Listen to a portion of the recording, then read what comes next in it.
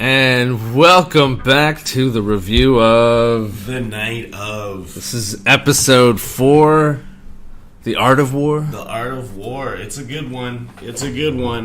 Again, thank you for coming back. I'm Faisal, but I'm Morgan O'Shea. Shout out to our very first follower, Elizabeth Santiago. Thank you very much. We appreciate it. We're up to 10. We're up to 12 followers. I think so. But one of them's like your wife. Yeah, Lacey Everly. Yeah, one of them's me. You did like it? Okay, Yeah. I like it too. So shout out to me.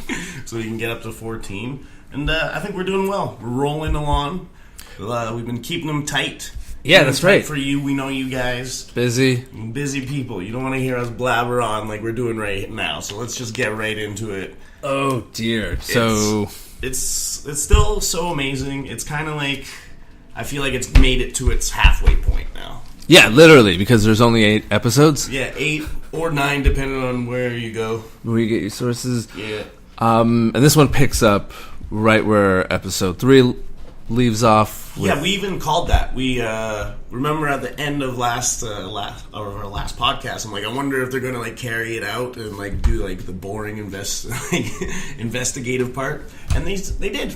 Opened up on the burnt mattress. They're carrying it out. Yeah. Sticky Fingers is leaving. He's leaving us now. You know, it was just like a guest appearance. Yeah, I know. He was a great character. They don't really explain why he's basically... They're all on cots. He's packing up, and then he walks out and says, "You're on your own now." Yeah, maybe thought Riz was too dangerous. Yeah. And Riz's cot is replaced, and there's a new inmate. Yeah, a new guy. He gets a new voice of reason. We also get scenes where Riz is getting clearly taken advantage of. They're in line for commissary, and the inmate's like, "Oh, I don't have money in my card. Can I just? I'll pay you back. Just can I use your card?" And then proceeds to, make a huge order. Up. Yeah, getting that baby oil on Riz's tab. So, and that's when this inmate's like, "They're gonna take advantage of you. You need to man up. Get some cojones." He even got the other guy got a jigsaw puzzle. Like he was like, "Yeah, give me that jigsaw puzzle as well." Yeah, 6 cups of noodles and a jigsaw puzzle. Yeah, he was trying to do it later in the episode, and then he is struggling with the one piece. But it seems like he was doing pretty good for the rest of the I think so. puzzle, Yeah, I wonder. We're all dying to know what the image was. Just like a forest, a serene, pastoral. And we got Stone. Stone's doing some investigating as well. Our favorite, Westeros' favorite lawyer, Jon Snow. Jon Snow is back. He's back. He's been resurrected, and he's still obsessed with this case. Yeah, we get to see him. He's definitely not focused. He's with another inmate, and that whole exchange is hilarious. Exactly. He's kind of back to his usual cases. Like he thought he was about to hit big time. Yeah. With this case. And actually, when he gets the call, he even says, he gets a call in the middle of the night, and he says, "All right, don't say anything. My rate is $250 or $300 an hour, or whatever, just flat. Just no personal checks." Yeah. Boom. This was a very funny episode too. Yeah, it was. Pretty funny episode, despite with everything that's going on. Yeah, and then he's in court, and he's talking to the guy. And the guy was getting a haircut, got into a haircut beef, and the guy pulled out a machete, so he stabbed him. And Jon Snow's eyes just kind of drift off, just glossing He's over. Oh man, I'm back into this. I was out, and they pulled me back into this. Pulled him back in, and they just throughout the whole episode. It's pretty much once again. Stone just being depressing. It's you just feel so bad for him. When he's when they're doing the court hearing, the original one, and he's just kind of standing outside eating a hard-boiled egg. He buys a hard-boiled egg, and there's nothing you can't convey sadness better than with a hard-boiled egg. Yeah, I and, guess a little bit of salt. Maybe the saddest meal. His feet. Don't seem to be improving at all. The Crisco seems like it was a scam. Yeah, but he's still maintaining it, but he's still chopsticking it. Still just chopsticking away. And really intrigued. The eczema is like a side character of this story. Yeah. It's really, it is. I'm really enjoying the subplot that HBO is playing with. And also, like, everyone, it's like this running joke where everyone's like, and he's talking to someone on the phone, the guy's like, yeah, it's the guy with the feet. The feet. The guy doing security, there's a feet comment. Yeah. We actually see shots of his feet, and it's they're in bad shape. They're in bad shape, man. I hope this new doctor, he gets a new doctor, gives him some new stuff to do. Yeah, I think it's his original doctor. It's the original, because he went to the other guy that he went to see some. Yeah, exactly. Okay. Who knows? He maybe went to some other holistic. Hey, man, smoke some weed. Like, I don't know. I hope they get better. What? Now, is this like a metaphor? Are we supposed to be like the eczema? Yeah, and like his feet. His constant ability to itch the judicial system. Yeah. Scratch them, or how the judicial system is a plague on the human body. That is society. Eczema in the. I don't know. That's pretty deep. That's pretty deep. I think we just dropped, like, we reached maximum deepness there. Yeah, I think so. Oh, man. And so Nas is, like, still trying to figure everything out. He's trying to figure everything out. He's about to go to court with the orange jumpsuit. That's right. And Freddie, he's being transported to court. The CO, the prison guard, shows up. The good old trustworthy prison guard that Lord Jamar. Yeah. Brings him some purple folded clothes with a note saying, like, wear these. So Nas is, like, surrounded by people, so obviously he changes. We're not sure why, what the significance of that is. Unless you've been through the system. Yeah, and then he's all like, what if I don't want to change? And then the guy's like, then you'd be an idiot. He doesn't know what's going on. We quite don't know. He changes. And then, they find out that orange jumpsuits make you look like a knife-wielding maniac. Yeah. Knife-wielding sex predator. You're deemed a violent offender if you show up to court wearing an orange jumpsuit.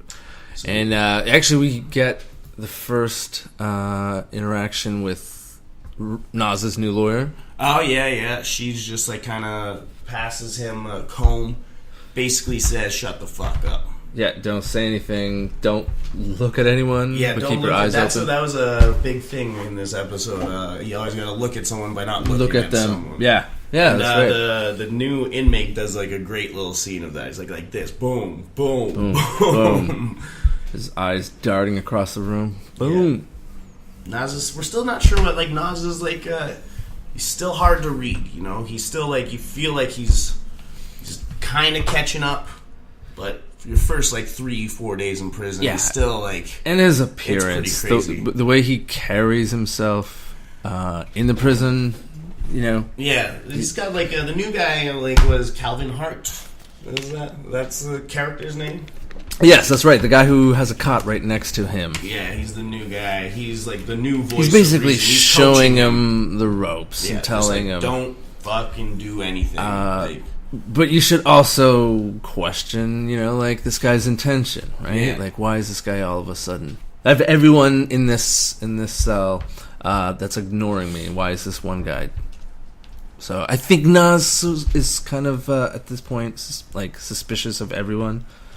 But he also has Freddie, who's kind of looks like he's got his back or looking out for him a little bit. Exactly. As long as he says, "I need your help," which we will come back to. Yeah, and then we're in the courtroom. They're doing the first hearing, whether it's guilty or not guilty, and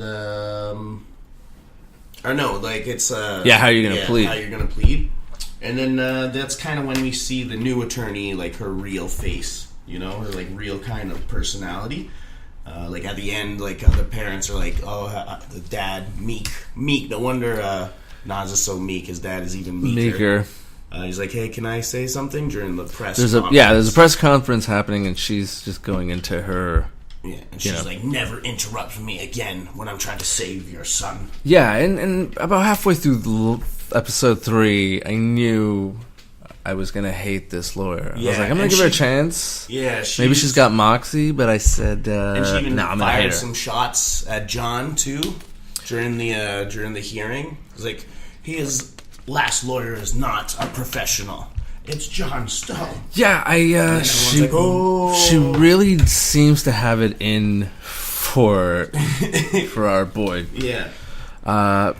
That's the only reason she basically contacted the parents, because she saw that this guy was involved. Yeah. Right? And she actually She's made it a point to get in touch with those parents and try to represent them and sway their decision. So already she's like, as scuzzy and slimy and using these tactics like that Josh would. I don't know. Yeah, exactly. No? Is it Josh Stone? John Snow. Jon Got Snow. It. Yeah. So yeah, then we have a great scene with Nas and Freddie when he goes and says, "Why did you give me those clothes?" Right. And like we kind of get to know Freddie a little bit more. We're in his cell, so he's got press clippings and pictures of himself, and he asks him, "What do you think I'm most proud of?" And Nas, what does he do? He points to his degree. His diploma, his high school diploma. Yeah. And he's like, "That's right." So I was leading you in there. Oh yeah, I saw it, but I kind of forgot that part. Yeah. I mean, you're like a baby was running around, so That's true. Yeah. We had a wild one. It was a good one. I let my 17-month-old watch the show. Yeah. She loves it. She's really into it. And so basically Freddie breaks down why he's like helping Nas. He's like, you don't owe me anything for the jumpsuits. It's like, I see that you wore it though, and that's when we find out that like orange jumpsuits are Orange bad. is the new purple. Yeah. And then he's like, basically, I just want to help you out. It's just because you seem like a smart kid. Like, and he really, like, as he puts it, you're a care package for my brain. That's right. That was a sick line. Yeah, it was. Freddie, he even says, like, I chose another path, or life chose me to go on another path, which is why I'm in here. But he seems to be like, he's not an idiot. Yeah. And recognizes, like, oh, okay, well, Nas is college educated, so, Absolutely. I can learn some shit. Exactly. He's, craving the knowledge. And he calls him his desert brother. That was also a really good line. Right. Yeah. And we find out John Stone likes the prostitutes, too. Yes. Early in the episode, he basically is defending a prostitute. And he just comes up with a case, the case being she was holding diapers and, some baby formula. What's going on? Yeah. And everyone was just like, okay. Yeah. She was immediately released. But, when you see the character, you're like, she's clearly a prostitute. Oh, yeah. And then that's also the part where John's been doing some investigating and got some information on, like, the drug shit that the victim, Andrea, I think. Yeah, he shows up to the funeral from a distance. He's doing some recon, clearly. Says some creepy shit to some of her friends. Yeah, and I mean, did we meet either of those characters before? No, I don't think so. No, right? Okay. See, he seemed to have like recognized them, so I was like, I wonder if they spoke. But Detective Box, he was in this episode for maybe 2 minutes. Yeah, he just kind of like is getting bounced around because he's no longer kind of a part of it. Yeah, I guess that's like the kind last. of bummed about it too. He's like, "Oh, let's bring this to trial." Like he wants to be a part of this, but they're just like, "Oh, we're just gonna take the deal." We'll get to that. But yeah, so John likes the prostitutes and payment. I guess for payment, brought her back to his place. And if you're ever sleeping with a prostitute and she's giving you a freebie, you probably shouldn't have all your like itch extreme things. Like a lock on your medicine. Yeah, exactly. Because she's just hide that shit. Yeah, she's clearly freaked out by it. There's a bunch of bottles, like for, I guess, eczema care, and then there's like a little tub of Crisco as well. So she's just sort of seeing that, and then she sees Itch X, and she's like, "Great." I made a mistake. Yeah, so that was a great. And she looks down. Was that your favorite scene? I think so. That was probably in that episode. That one stuck out the most. Man, we could talk about that for 10 minutes. Yeah, just the way the camera was placed. We see Freddy fighting. Freddy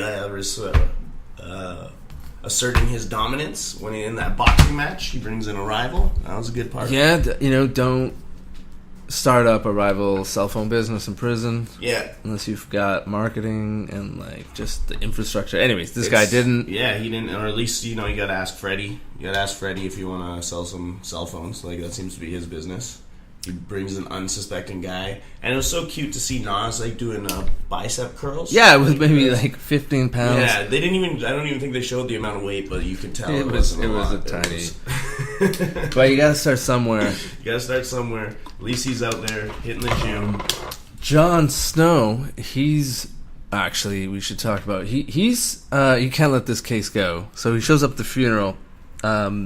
He also shows up to the rehab. Oh yeah, right. That Andrea, he's just sort of scoping that place out, and then we get two characters come out, I guess, who work at this rehab. Some and classic HBO characters. Yeah, both from Sopranos. Tony Soprano's sister. We should probably get her name, but actually John Turturro's sister in real life. And then right. I think it's the character Benny from Sopranos is also awesome. there. He's great in everything.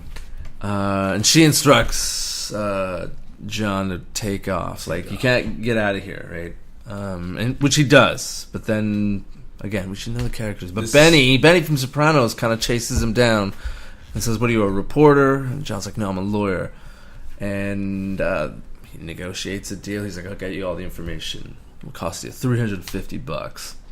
Yeah, and then so you get come back in an hour. And then, he also saw the stepdad arguing with someone, and he made at the funeral, and he made a quick recording. Yes. Stepped off. So that might be something. He made a small recording. We don't know anything about that.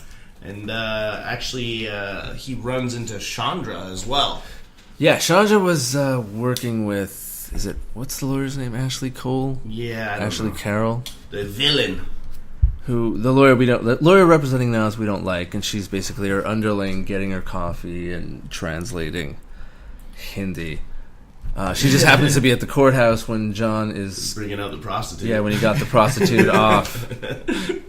Got the prostitute off. She got him off later, right? Hey, yay, terrible. Ooh, but there's an exchange there because our lawyer Jon Snow, he's definitely wants to get he wants Nas to get a fair trial, and he basically hands over some information, but still gets his hustle on as well. Sells it for $500. For $500, $350. And Chandra's like, this is inadmissible, and he's saying well, here's the info. Yeah, you can go get the legal subpoena. way. Yeah, exactly. So he's kind of pushing the case along. So that's cool. So he's not leaving him in the lurch. Yeah, exactly. He still feels for him, and you just feel like he's getting the raw end of the deal here. I just want him. I want him on the case. He's the type of guy I want on the case. Yes. Yeah. Whether it's shoplifting or tax evasion, absolutely. murder. Absolutely. And so then we're kind of just goes. Let's see. We get Nas' side of the story as well. Chandra is that's pretty much how it kind of all wraps in at the end. Starting to culminate, yeah. Yeah, is basically the trial or what he's gonna plead, the second part. What? Yeah, we actually start to see the lawyers' Nas' side of the story, but a little bit. Leading up to that, we get to see the lawyer's motive as to why she took this case, why it was why she did it pro bono.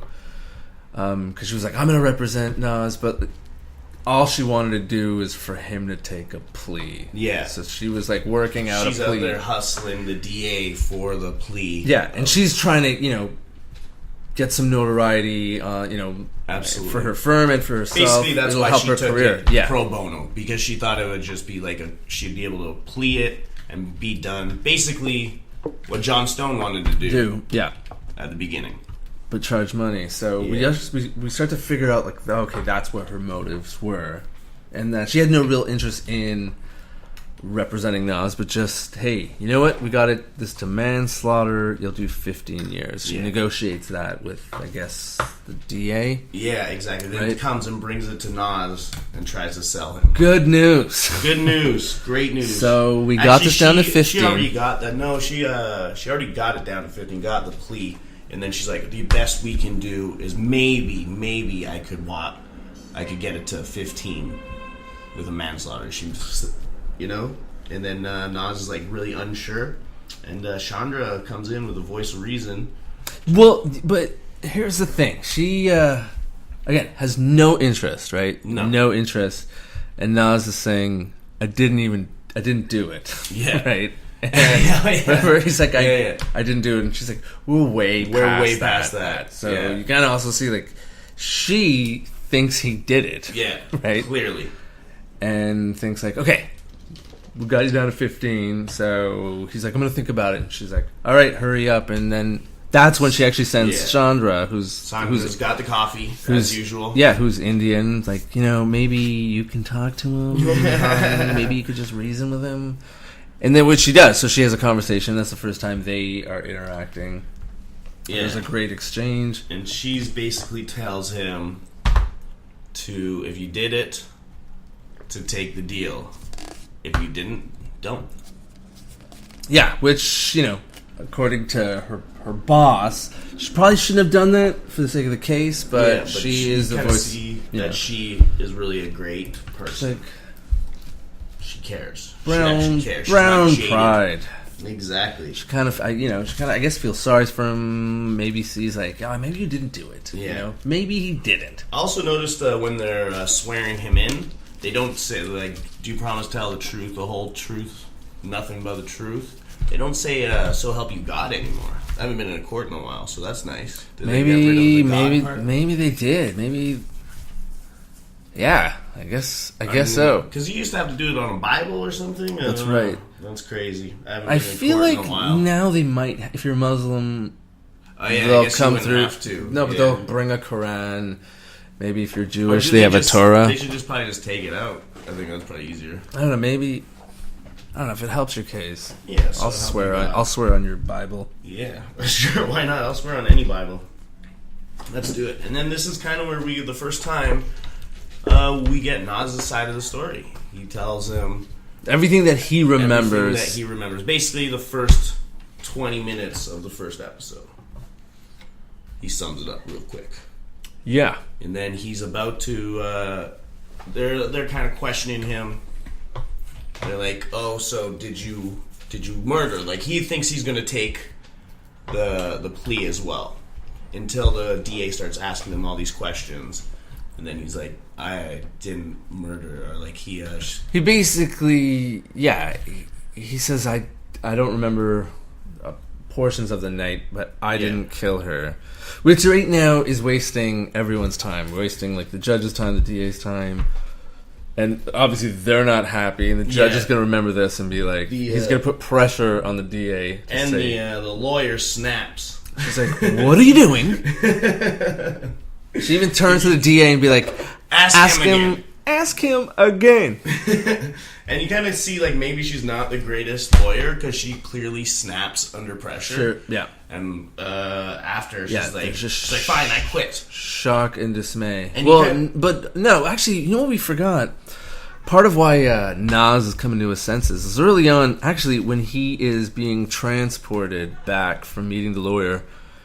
He's walking. There's basically two files of inmates are walking against each other, right? So inmates are walking into the prison and some are leaving. And as Nas is walking, someone sneak attack and basically slashes his arm. And we don't see who it is, but we just know that, Nas is a target. Nas just got, and he had basically puts a rag or, bandages up pretty well. Yeah. So at this point, shit is real for Nas. So when he, I guess, realizes he's facing 15 years, and everyone's saying like, okay, hey, you did it. You did Just it. say you did it, and you'll get 15. Rather than going to trial, you'll get life. And what Chandra says. So now he is starting to get some Balls. sense, some balls. Yeah. So like, now he's being scolded by the lawyer. Like, what? You're an idiot. I want to kill you. How could you do this? And yeah, he's basically. Like, but he also gives a why did you do this? sly look when he's saying like, "Hey, quit." Why did you do this? Why did you take the case? Like, I like Mr. Stone, sort of. Yeah, and she quits. She ducks out. And he kind of seems like almost like this. You kind of see it, his like maybe his true self. The look that he gives almost makes you think that he might have been able to do the actual murder. Yeah, for a second. Just 1 second. Yeah, maybe he's got a split person, a Dr. Jekyll, Mr. Hyde scenario that dude only comes out very rarely.